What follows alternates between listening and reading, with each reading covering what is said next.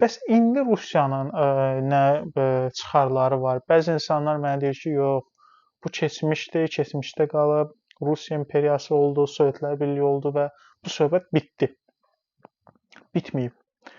Bu söhbət bitməyibdi.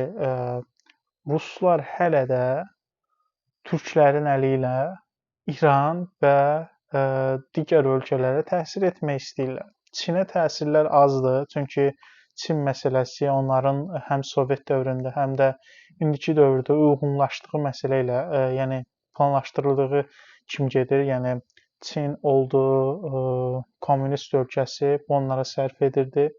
Ona görə Çinə çox dəyib dolaşmadılar. İndi də Çin Rusiyanın müttəfiqidir. Aralarında hələ də bəzi söhbətlər var, amma müttəfiqlər münasibətlərdə.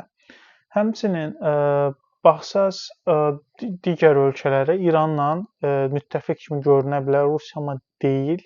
Hələ də İrana təhlükə kimi baxır və Azərbaycandakı türkçülükdən İrana qarşı istifadə etməyə çalışır. Digər ölkələr də bunu edir. Məsəl üçün Türkiyə də buna şərik olubdur. Bunu etməyə çalışırlar. Türkiyənin hal-hazırda özündə isə onlar həm Sovet dövründə öz planlarına nail ola bilmədilər tam. Çünki Sovetlər sonradan Türkiyənin NATO-ya genişlənməsinin qabağını ala bilmədilər.